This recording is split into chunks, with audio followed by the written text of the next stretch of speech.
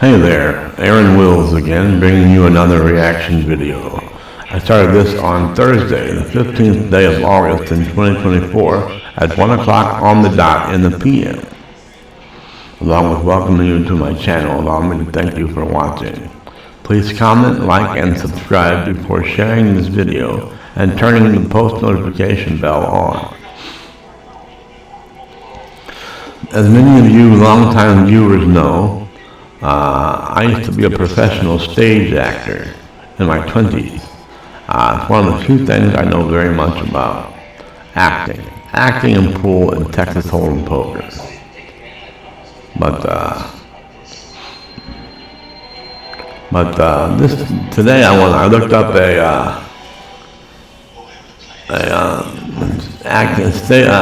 acting advice for stage performance. All I do is type in, so I think just A and it'll pop up. I didn't watch it yet, but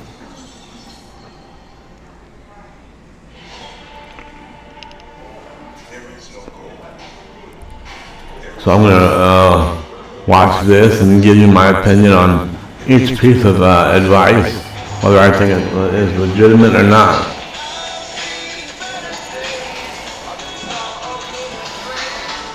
That's fucking annoying.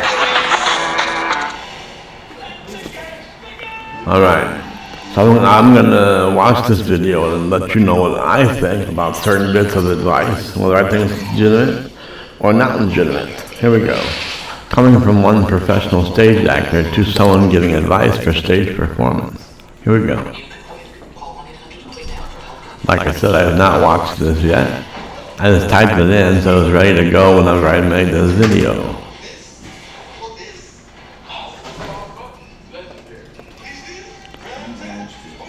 This is online acting coaching. Here we go. Let's see. Is there a video?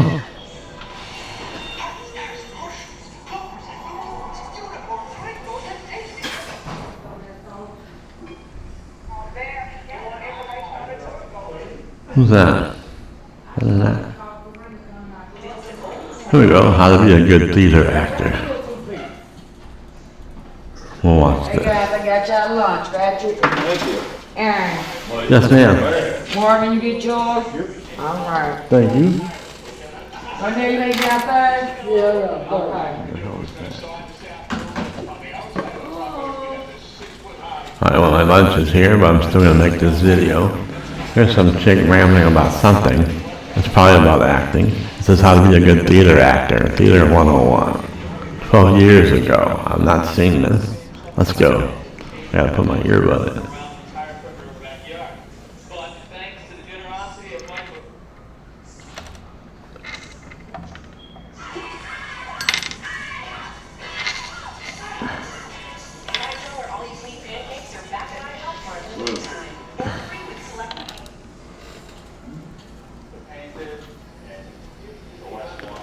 Okay, here we go. Without further ado.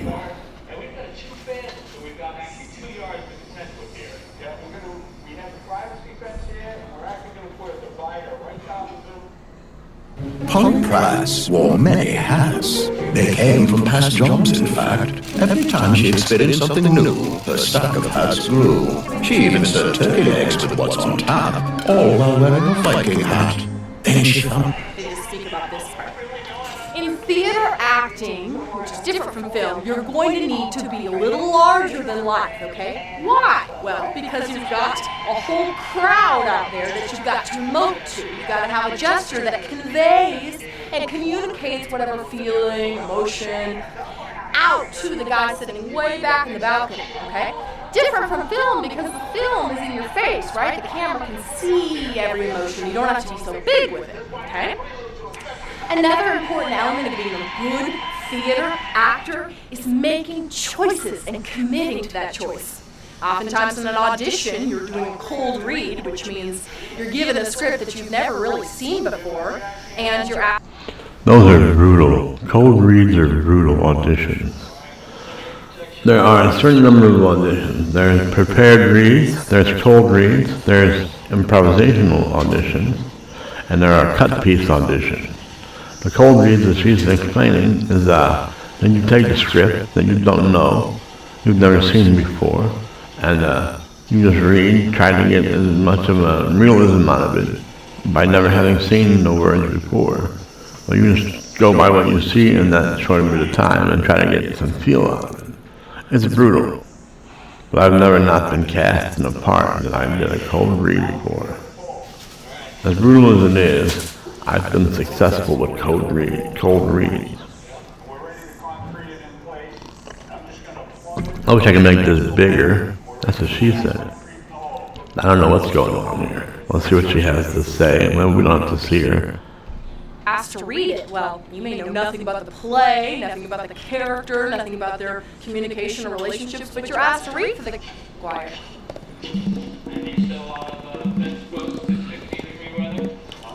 Drinking coffee every day didn't work for me, but I couldn't figure out why until I went from 184 to 123.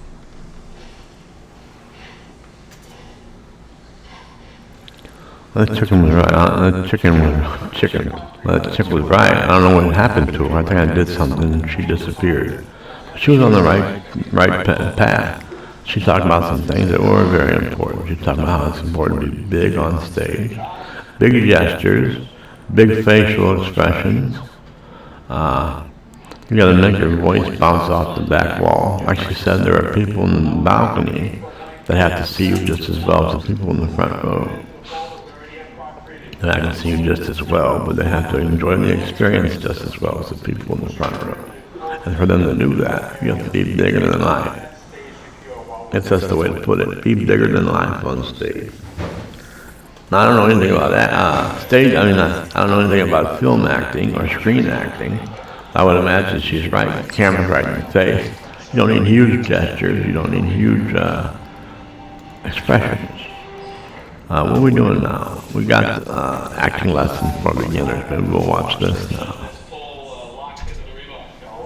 If you're a beginner actor, you may or may not have heard the term make a choice before. Make a strong choice. Maybe an acting teacher has said that to you, maybe a casting director. Hey, even if you're an actor who's been doing this a while, I'm sure you've heard people talk about acting choices, but you might still be a little confused. I gotta make this bigger. So in this video, we're going to talk about what acting choices are, why they're such an important part of the craft, and how you can use them to make your acting more believable, more realistic, and more truthful.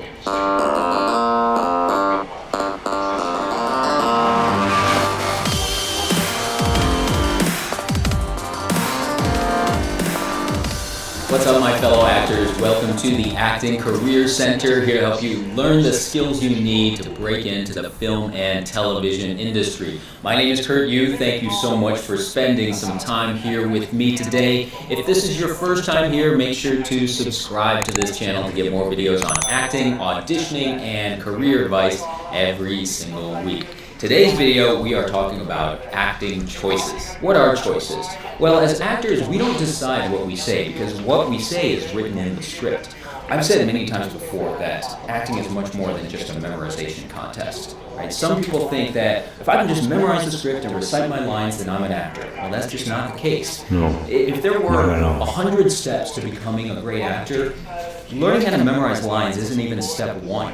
Learning how to memorize lines is like step 0 or step -1. You have to be able to do that just to start learning how to become a great actor. So if learning your lines isn't our job as an actor, then what is? Well, our job is to bring those lines to life. Our job is to take these words on a page that are nothing but just words and turn them into a real life, living, breathing. I agree with him about all this he's saying. Now I know where he's going with naked choice. I wasn't sure what he was talking about when he started talking about naked choice. But now I know where he's going, and I'll try to predict it. As an actor, you have to make a choice about your character based on the, like he said, the words written. You don't get to change the words written. You don't get to change the atmosphere of the play. You don't get to change what the play is about. But you do get to make choices as far as what your character is about, based on what you read about your character, based on your character's motivations. There's a huge cliche about an actor saying, "What's my motivation?" But it's very important to have a motivation to say a certain line. You gotta make choices about everything. The way your character walks, the way your character talks, the way your character reacts to the other lines, the other dialogue on the stage. I'm sure that's where he's going with this, making choices. Human being. And that is what we do with our acting choices. Our acting choices are the decisions we make on what to bring to the character that isn't given to us in the script. It's our interpretation of the character, because a script doesn't paint a complete picture of a person, does it? A script only gives us the lines and a few short descriptions. It's our job to fill in the gaps with our choices to bring that character to life. So I think the best way to show this is with an example. So we're going to pick a very small portion of a script. In fact, the smallest portion of a script, just one line. This line is, it says in the script that Bob is angry, and Bob's line is, "Get the hell out of my house." So that's all we have to work with right now, okay? So what can we do with this line? One thing that I want to mention is that when you see a description like Bob is angry, be careful not to fall into the trap of thinking that you have to yell and scream, because there is no universal angry behavior, right? People act all kinds of different ways when they're angry. Even you might be. I like yellers and screamers on stage. I think it works very well. I like screamers in bed too. Screamers in bed works as well too.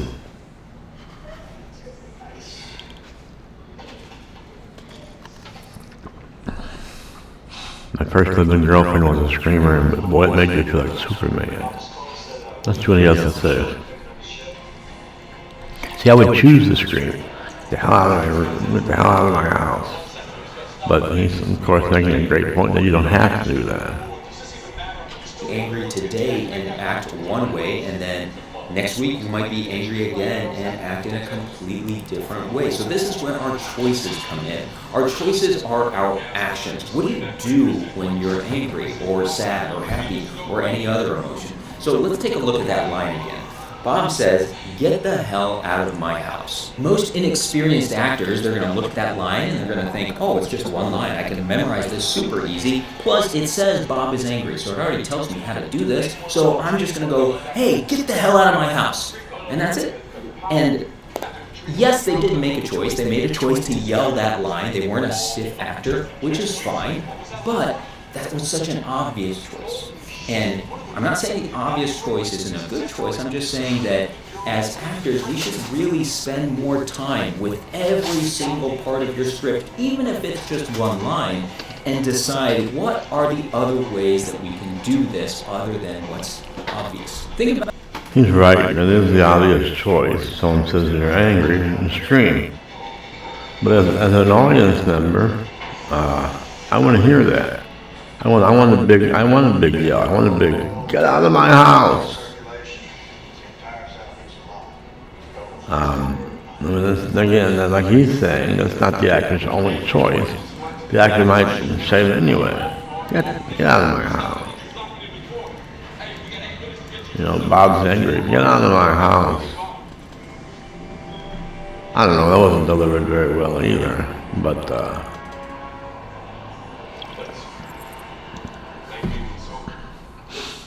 there are a number of ways that you could deliver that line that would also get over the point that Bob's angry. Doesn't have to be screaming. I want that as an audience member. I want a good scream. I want a good yell.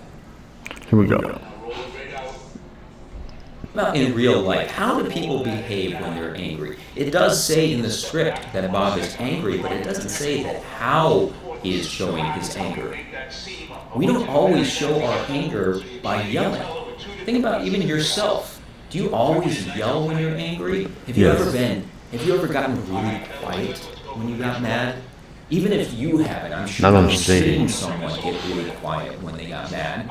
I'm sure you might have seen one or both of your parents do that when you were a kid. And you could, a lot of people get mad and they speak through gritted teeth. "Get out of my house." I don't have gritted teeth, so I don't have any teeth, so it's hard to speak through gritted teeth. But that's how it would go, Get out of my house. I'm not really, I don't know. I'm embarrassing myself is what I'm doing. So let's hear what this guy has to say.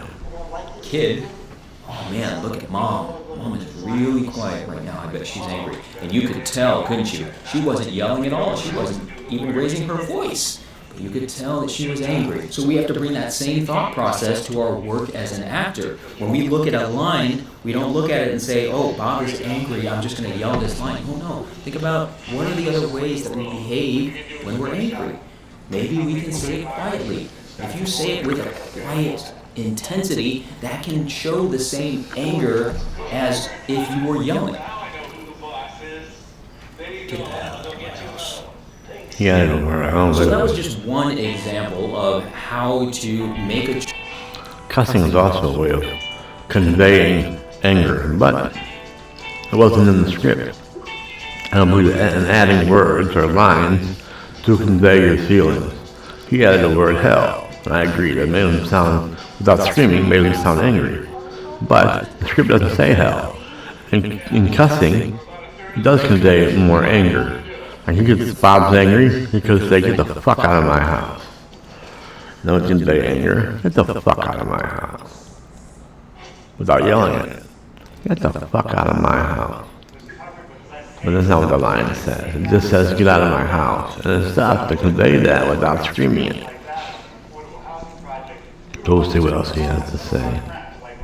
Choice with a line that isn't just the obvious yelling in anger, but that still isn't the only other thing that we can do. There are plenty of other ways to play this as well, and this is the homework that we have to do as an actor. This is our using our imagination and exploring all the possibilities. Let's think of another way.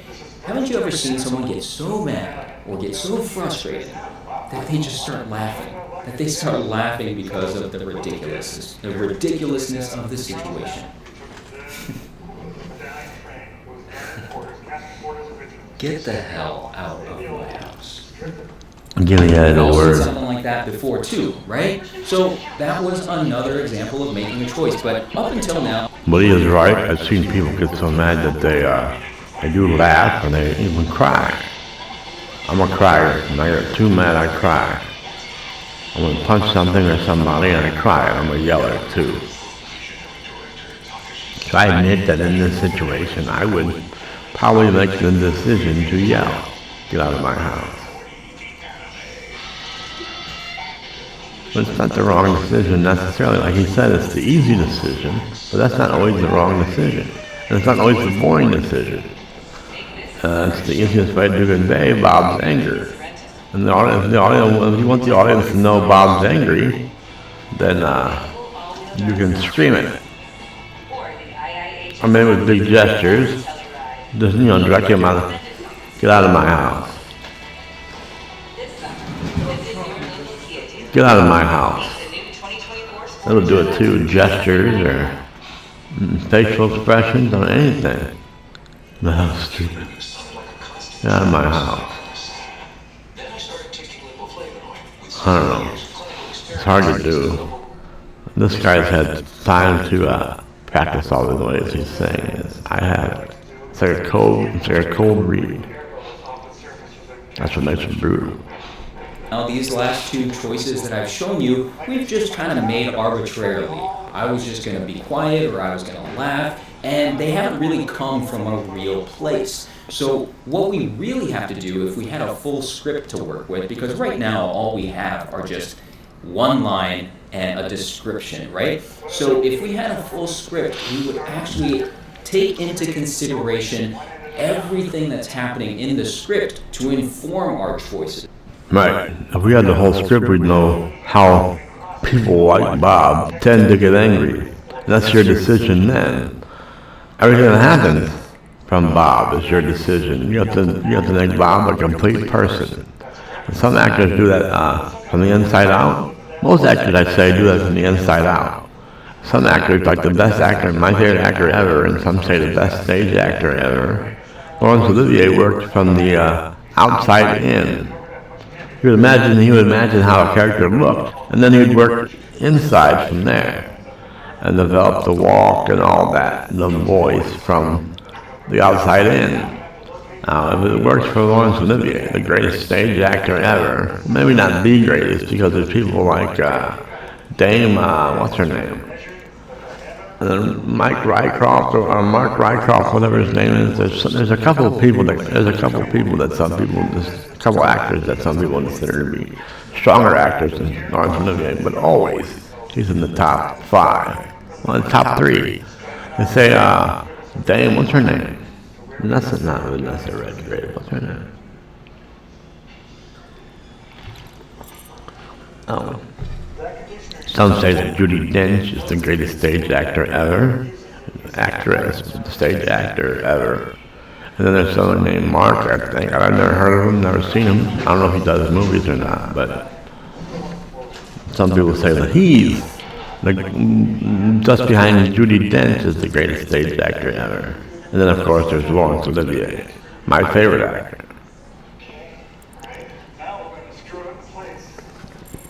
But given the full script, we know now how Bob gets angry.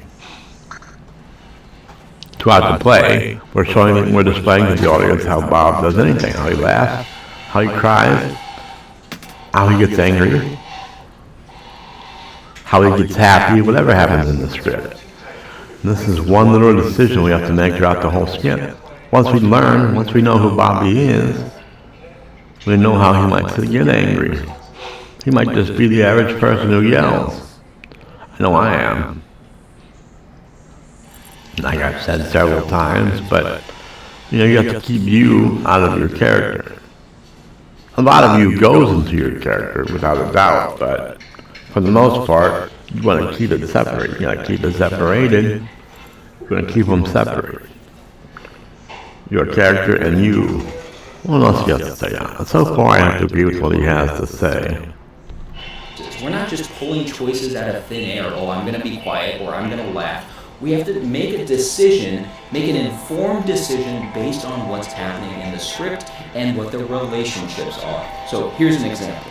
Let's say the reason why you are angry or why Bob is angry and the reason why Bob is saying get the hell out of my house is because, let's say, a family member or let's say a best friend just confessed to Bob that they went behind Bob's back and applied for a job that Bob really wanted, and they got the job. And they felt so guilty, and they admitted it to Bob. And Bob feels super betrayed right now, and is telling his best friend. That might not be a yelling situation. I agree with him. If that's the case, where he just said something that's not very big, but it's big to Bob, Bob might just say, get out of my house. You know what, I applied for that job you were running, and I got it. And Bob's angry, of course. As it says, Bob's angry. He might just tell him to get out of his house. He might just say, get out of my house. That might show anger. Get out of my house. Again, through gritted teeth, but I have no teeth. I can't grit it. I don't know how it would go without having teeth. Get out of my house. No, that doesn't sound right. I don't have any teeth. Alright, here we go. More. I want more, and you want more, I'm sure. I wish I could make this video bigger, but about as big as it gets.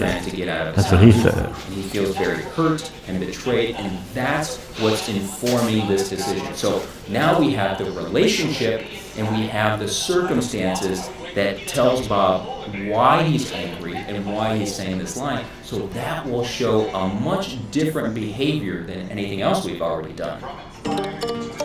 How to get the most of Grammarly free.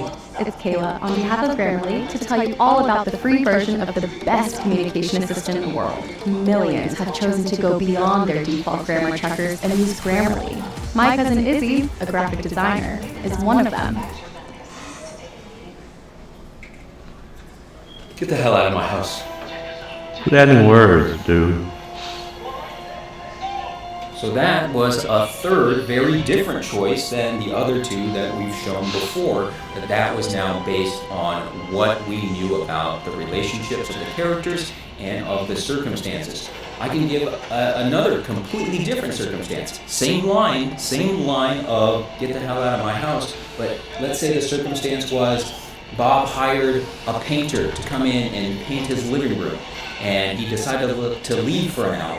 And then he walks back into the room, and the painter screwed it all up. The room is a complete mess. It's not anywhere close to what he... He keeps saying hell. Maybe that is part of the line. I thought at first he said, just get out of my house. But now he keeps saying, get the hell out of my house. Maybe that's the line. And this is another good example of how you might say it. There's a painter in your house and he messed it all up. You might just say, get the hell out of my house. But that's another screaming situation. In my opinion, I would probably make that another yelling situation if I had the choice. But again, I don't know anything about Bob. I don't know anything about Bob. All I know is Bob's angry right now. There's a guy named Bob and he's angry. That's all I know. Like he's saying, you hear the word angry, and that's just on a very shallow, very not shallow, on a very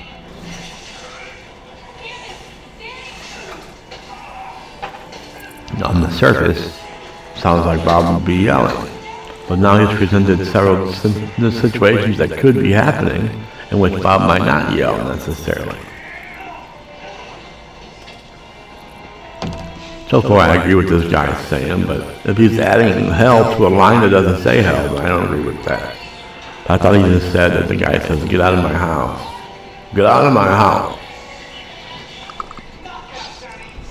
He wanted it to be, and he looks at the painter and he decides, you know what, you're fired. Get the hell out of my house.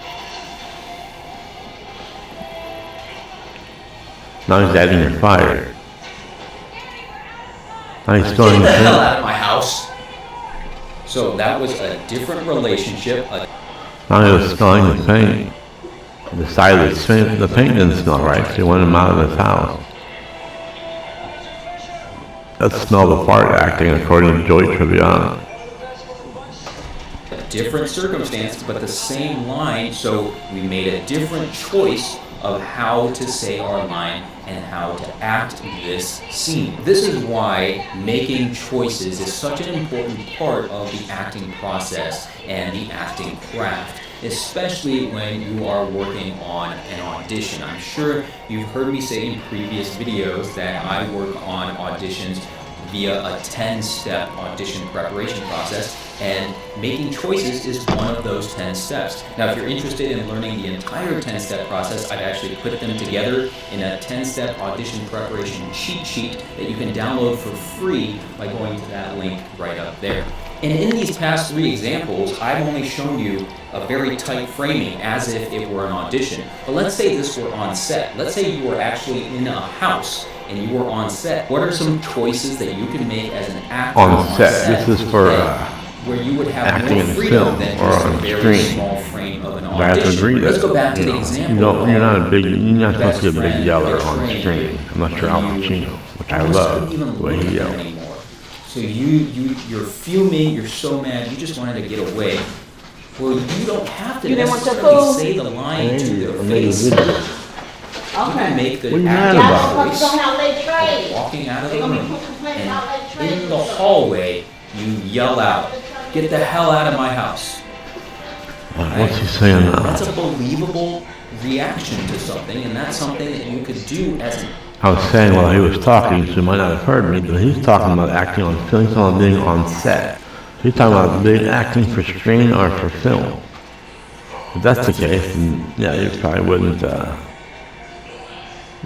make the immediate choice of screaming or yelling. You could do it by expressions and by gestures, small gestures. Like I showed, pointing. Get the hell out of my house. Alright, here we go. We'll finish this up and I gotta eat my lunch because they're getting mad at me and I haven't eaten my lunch yet. Actor, even though it's not written on the page to do it that way. Or you could be very direct. You could walk all the way to the door, open the door for them, and say, "Get the hell out of my house." Right? That's another... That would be a great way to convey it, but if that's not in the blocking, then you can't do that there, Bob.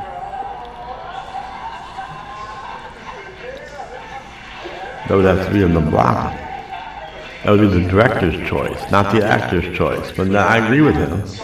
If he were the director, that's a great way. So I'm going to open the door for the guy and then say, get the hell out of my house. And any way you want to say it. Yell it, scream it, whatever. Say it calmly, however you want to say it. Sternly. Just, open the door and make it very clear that you're ready for him to go. Still want to see it. Oh, by the way, pizza roll.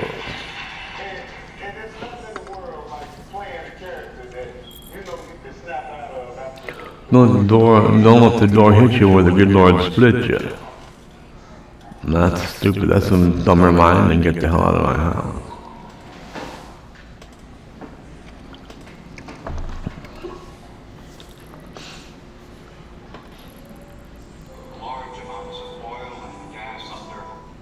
He talks about how being yelling is such a on-the-surface decision. I think the playwright went with a very on-the-surface decision to write, if Bob's angry, just to write, get the hell out of my house. That's pretty trite. Alright, I'm gonna finish this up and eat my lunch. Here we go. Completely different approach to it. But again, you're saying the same line all of these times, but you're making different acting choices every time. So 2 final things I want to say about making choices. The first is that you shouldn't make choices just for the sake of trying to stand out, just for the sake of showing someone something different, because that's a very selfish way of making a choice, because our job as an actor isn't to show someone, hey, look at me. Our job as an actor is to serve the story and the script. I could easily have done something like, I could have said the line, get the hell out of my house, while dancing around like a clown. But if that doesn't make sense in the context of the story, it would be a bad choice. Yeah, it would have stood out, but it would have stood out in a bad way, right? So our job is to make our choices so that they bring our character to life within the context of the story. And the second thing I want to say is don't worry about being right or wrong with your choices. So many actors, they go to auditions trying to read the director's mind, and they're thinking, oh man, I hope I'm doing what they want. Oftentimes, they have no idea what they want until they see it. So that's why the whole process of auditioning is just brutal for both sides. The director has to decide throughout these number of people he sees that convey these lines. If it's a cold reading, they convey these. They read these lines and interpret them like this, and within a split second, and they have to decide. Maybe they have the only thing to go by is looks, or the height that they had in mind, or the size they had in mind. So that's brutal to go by for the director, and it's brutal as the actor to kind of convey the fact that he could carry this part by the few little decisions he has to make in a split second. So it's brutal, especially cold readings, and brutal for both sides. I said cold readings, I meant to say cold reads. Now prepared readings are much better. As I have never been not cast in a cold reading audition, I've never been not cast in a prepared reading audition. You give me a shot at, reading, getting familiar with the character, and then reading it from there. I usually do fairly well. Now to prepare for cold reading, this is the advice I would give if I were making this video. To prepare for a cold reading audition, what I would do is just pick up a newspaper or a magazine and just read out loud. Read and pick up something you've never read, maybe a book. Or I used to rent from the library, or check out from the library, playbooks. I would just take them home, not read anything at the library, take them home and open it up and just start reading, full reading it as if I was auditioning. It helps you. It trains you into and then I would go back and learn a little more about the character and see how much I interpreted it correctly. And then if I didn't do it correctly, I'd, flip further into the book and see if that guy's lines would match up with my opinion of his lines earlier. Or guy, and I don't say or girl. I never really would audition for a girl. Turns out I'm not a girl. I wasn't sure about that for many years, but I discovered that I'm not a girl.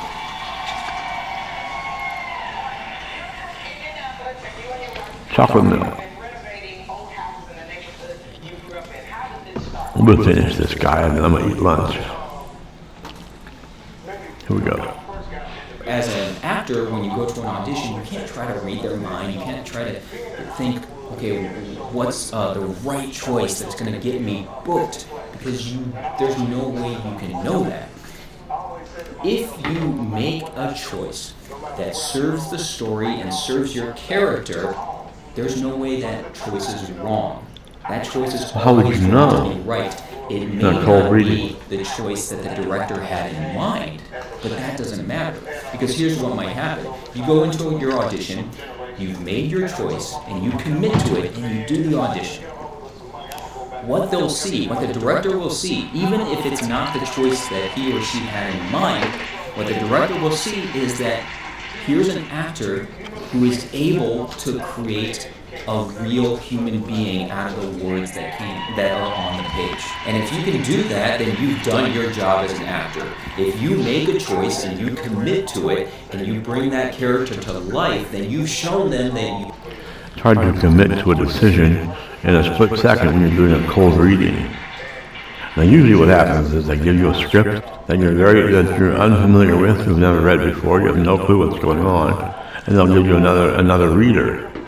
For instance, if I'm auditioning for a part named Bob, the same guy who gets angry later in the script, and my wife in the script is Sarah, Bob and Sarah, good old Bob and Sarah, the wives of the party, and the swingers, Bob and Sarah. So they would have another actress. Or another actress auditioning. I'd read for Sarah and I would read for Bob. So you have to base your delivery on how Sarah read the line. So now you're kind of relying on. It reminds me of sitting at the wrong spot, the wrong base, the blackjack table. You're affecting how everybody else's hand goes. The same way with Sarah and Bob. So if the actress reads it gaffy, then you're left to read Bob's line gaffy. You have to react. Acting is reacting. That's why I didn't say that. Well, he's talking about film, so that's nothing I know about anything about. But acting is reacting. I'll tell you that. That's some very good advice. You know how to act. And if it wasn't what the director had in mind, then they'll tell you, hey, that was great, but let's try something different. And they'll give you a suggestion. And you know what that suggestion is? That suggestion is a different choice. It's the director's interpretation. The suggestion is don't call us, we'll call you. Of the character. And once the director starts talking to you that way, that's where the magic happens, because that's when the director and the actor start collaborating to try to figure out this character. So I hope that clears things up about what acting choices are if you were at all confused about it. If you have any questions, feel free to leave them down in the comments below. If you like this video, please give it a thumbs up and remember to subscribe if you haven't already. I think I will go back and give this guy a thumbs up. I did like the video.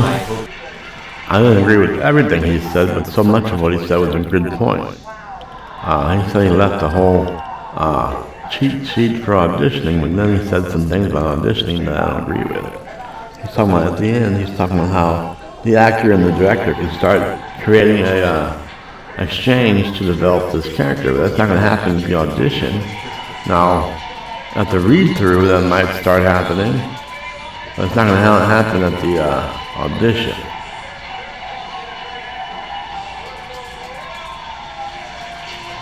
Alright, well, there's that. Now I'm going to hang this up and upload this and eat my lunch. Cha. So I can take my tray and not be mad at me. Yeah. Who's Mia? Alright. Mia Green. That's what I meant. Here we go. Pizza rolls.